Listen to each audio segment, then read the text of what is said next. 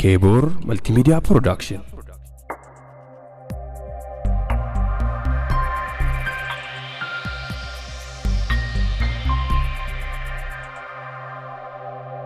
Assalamu alaikum wa rahmatullahi wa barakatuh. Haadha kalee gumaacha haadhonni kalee addunyaa gumaachaniin biyyoota hedduutu faaya islaamaatiin bareede. Kitaabota hedduutu barraa'ee taa'ee dhalootatti daddarbaanuun gahe. Gumaacha haadhonni kalee addunyaadha gumaachan keessaa aalima guddaa hijiraa rasuulaa alayhi salaatu wassalaam irraa bara 194tti dhalate kan ganamaan abbaan isaa irraa du'e. Abbaan isaa gaafa du'u qabeenya hedduu dhiisee fi du'e booda haati isaa sun qabeenya abbaa isaa fuutee ilmi ilma isiitiif invest gootee fixxe. Booda mucaa xiqqaa kana ganamaan ijji isaa irraa bade. Sababa ijji isaa baduutiin haati isaa hedduu yaaddoytee boottee rabbii isii kadhatte. Booda manaabaan Nabi Ibraahiimiin alayhi salaam argitee yaa haazihi qad raddallahu alaa ibniki basarahu bikasrati du'aa'iki aw bukaa'iki jedhanii Nabi Ibraahiim.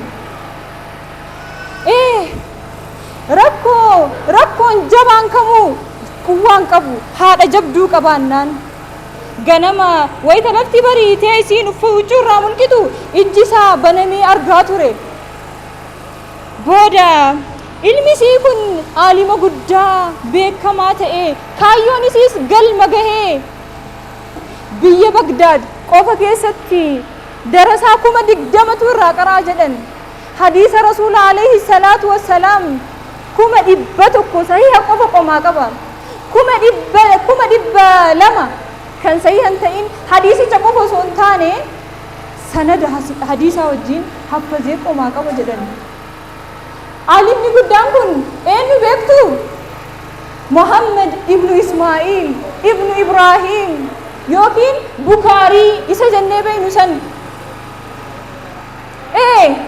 Bukaariin badhaasa rabbiin ummata islaamaa badhaase. Gumaacha haati Bukaarii addunyaadhaaf gumaachite. Abbaa barreessaa kitaaba Jaami'u Sahih yookiin Sahihul Bukaarii jedhamuudhaan kan beekamu. والذي أجمع علماء أهل السنة والجماعة أنه أصح الكتاب بعد قرآن الكريم جدنيسا كتاب كله إرجع قرآن ربيتي جدا بيبي كما كتاب نمي بريسي. إمام البخاري صنعته أمه ربته على العلم. إمام البخاري يرو سينا إساهمو شيخوتا يوكين علمائي nama 180 irraa barreessee yookiin ilmii barreessee jedha. Isa qofaa miti. Ummata seenaan isaanii ashaaraa kallacha seenaa gubbatti argamu hedduu isaanii kan akka Sufyaan as-Sawrii, Imaamu Maalik, Imaamu Shaafi'ii fa'a. Ticcitiin milkaa'ina isaanii haadha isaanii ture. Waraa'a kullu rajulin aziimin imra'atun aziima. Kanaafuu yaa haadha namaa kan rabbiin si filatee miseensa diin islaamaa si godhe dhugumatti kuni qooda guddaadha. Dhugumatti kuni qooda guddaadha. Kaayyoo kee qooda kee galmaan gahuuf gama kamiinuu carraaquu qabda. Ati nama namni itti hawwu oomishtee gadi baasuu dandeetta. Kana gochuuf ati dura haadha diin barattee haadha diin fahamtee ta'uu qabda.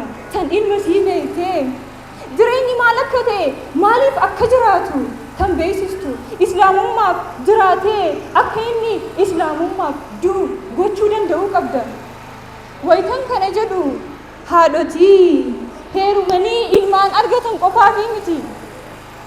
Ijoollee durbaa yookiin shamarran islaamaa tan lafaa ol guddataa jirtu, tan bor haadha taatu, tan bor biyya dhaaltu amantii sii beektee kaayyoo guddaadhaan daandii sirriirra imaluu danda'uu qabdi.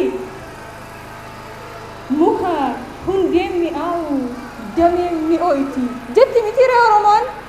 السلام عليكم ورحمة الله وبركاته.